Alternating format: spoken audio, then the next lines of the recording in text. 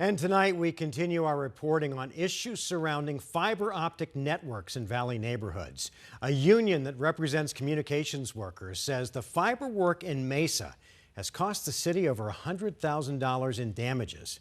Thanks for joining us tonight for 12 News at 10. I'm Mark Curtis. And I'm Kadiba Devine. 12 News journalist Bianca Bono is joining us live in studio. And Bianca, what exactly has been costing so much money? Yeah, well, through public records requests, researchers for this union say they found multiple reports of damage and utilities being hit by contractors.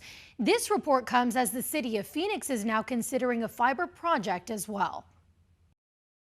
And it's higher speed. Paul Castaneda is the administrative director for the union representing communication workers. And he says they have concerns about fiber optic projects in Arizona. I think our concern even started before we even saw a lot of the work starting to happen. They were concerned that fiber companies striking deals with local cities and towns would subcontract construction work out to unqualified workers. They bring them in, they do that work, they lay their lines, and then they're gone. He says those concerns came true. I think Mesa is a perfect example, and even in Gilbert. 12 News exposing problems in Gilbert. One resident saying fiber contractors working under AT&T's company called Gigapower struck her sewage line. Another showing how the lines were left fully exposed in his front yard. But through records requests, researchers from Castaneda's group finding the fiber work in Mesa done by Gigapower has cost the city close to $135,000 in damage. Even though Gigapower or Google Fiber is the quote-unquote company that's doing the work, they're hiring a contractor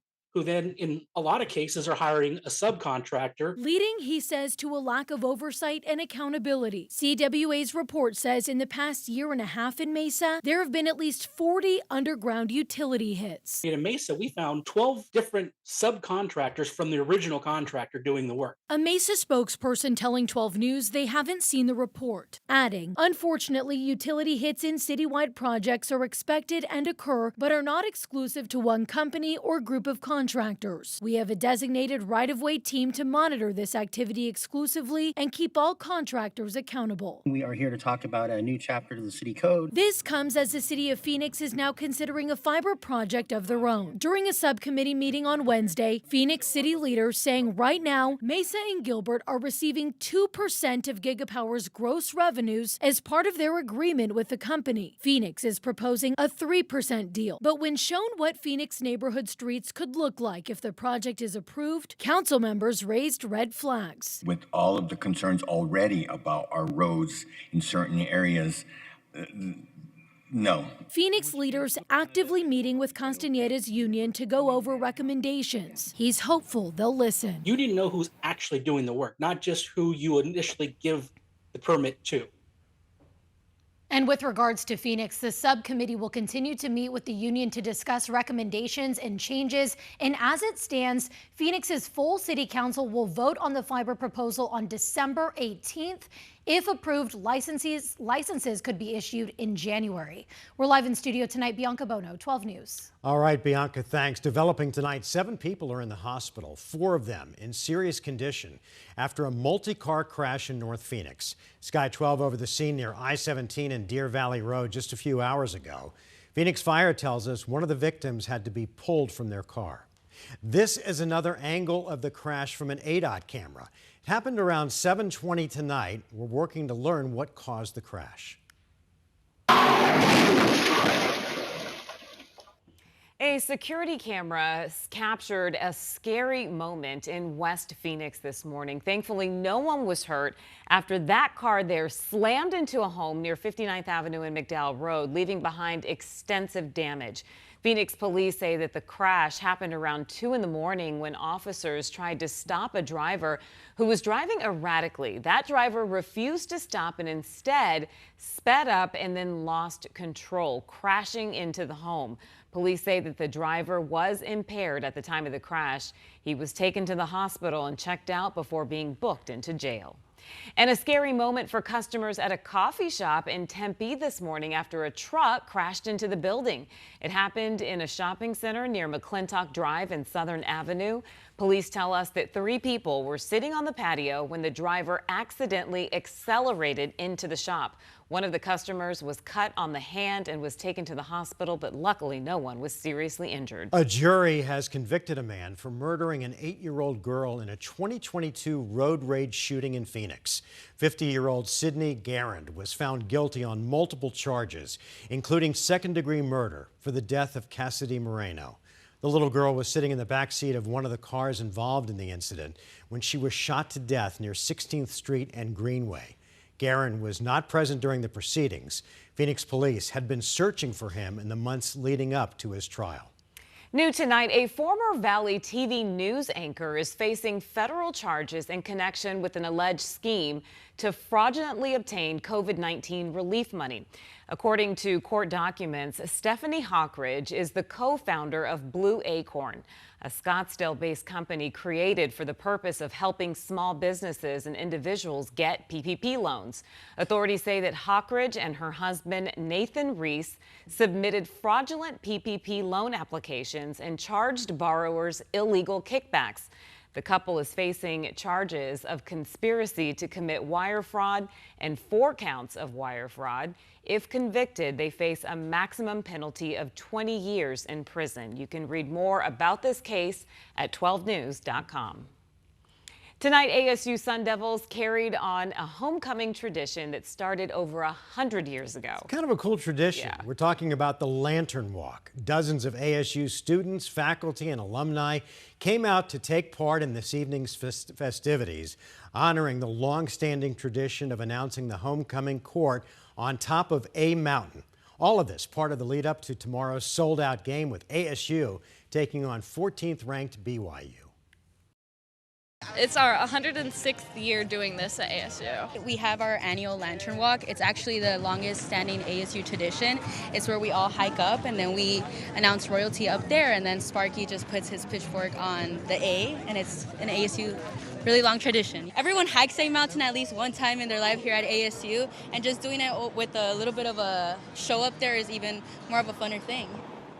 Well, tomorrow before kickoff, don't miss the homecoming parade. It gets underway at 9:30 on University Drive, just in front of A Mountain. Okay, and just a heads up for Tempe drivers, University Drive is officially closed down in Tempe from Forest to McAllister Avenues as the homecoming festivities and parade get underway. Now, the parade kicks off at 9:30 tomorrow morning, and the plan is to get the road back open by halftime of the football game. So ASU says there will be more than 100 tents with interactive displays and giveaways. The ASU Marching Band, Homecoming Court, and several other community organizations and local celebrities will be out at this event. Well, today we had some above normal temperatures. No one's complaining, trust me. What about the weekend? Well, Crystal's complaining because she can't wear her winter boots. There's that. I completely get it. It's like perpetual short season here, but this is the weather we're famous for, and we are going to score more sunny, warm weather tomorrow. In fact, if you have any hopes of sleeping in tomorrow, you're going to need one of those eye masks because that sun's going to be bursting in our skies as soon as it bounces up at 7:08. And if you're heading out there early for the parade, we do have temperatures a little chilly side here for us. It's going to take a minute for that sun to do its trick, but how quickly we'll snap out of that chill. So if you bring an extra layer, you'll be ditching it as we max out in the low end 80s tomorrow. Looking at those numbers across Arizona, all of them, they're going to be jumping up above average. We're also going to be speeding up those winds, and they're going to be blaring in the mountains. You can see between 20 and 30 miles an hour. Here in the valley, though, we're going to keep those winds light. We will charge up those winds even stronger on Sunday as clouds start to cruise through. I'll tell you who can see some rain and snow out of those clouds coming up. All right, Crystal, thanks. Well, it is not your typical grocery store. The A to Z International Marketplace brings in people from all over the valley to Mesa's Asian district. But at the end of this month, it's closing its doors for good. Tonight, 12 News journalist Chase Golightly spoke with customers and workers who were shocked to learn that it's shutting down. It's been a staple here for nearly a decade, and now with it closing, frequent customers tell me Mesa's Asian district won't be the same. It's a 100,000 square foot store home to restaurants, salons, and all kinds of Asian goods. They have a special place in my heart, definitely, for sure. AZ International Supermarket off of Dobson and Broadway Roads has been around for years. And just last week, customers were told it's closing. I'm pretty sad about it because it's one of the few Asian grocery stores here in Mesa, and I pretty enjoy shopping here. Michael Vo shops here often. I like to interact with different people of different ethnicities. Telling me it's brought him closer to his culture. Now with it closing, we have one less store now to carry on the legacy of Asian culture. It's that culture that brought Rafael de la Cuesta, the owner of Fat Boy Sando's, one of 2 restaurants at the supermarket. Mesa has an amazing Asian district for the Asian style food. He would rent this section of the store on a monthly basis, but at the start of November, he was told this would be his last few weeks here. 1 month is tough. Time to prepare, financially, mentally, but mostly financially. It would have been probably a different story if we had more notice, and I would have, had time to search and, maybe put some money away. Now he's scrambling to find another place in the valley to move to, all while trying to take care of his workers. Definitely not trying to be negative for the landlords. Landlords, they've been great. So the situation just, it is what it is. The announcement has led to heavy discounts and shelves getting cleared out, with people making a rush to shop here one last time. We got a limited budget, so we're here to grab some, discount products. Some did point out that there is another Asian supermarket right down the road. Still, they believe this part of Mesa won't be the same. So what's next for this giant building? Well, according to the supermarket's Facebook page, this plaza will undergo a complete remodel with 2 new tenants moving in once it's completed. I did reach out to the company that owns the building to find out who those 2 new tenants are, but I haven't heard back at this time. We're in Mesa. Chase Golightly, 12 News.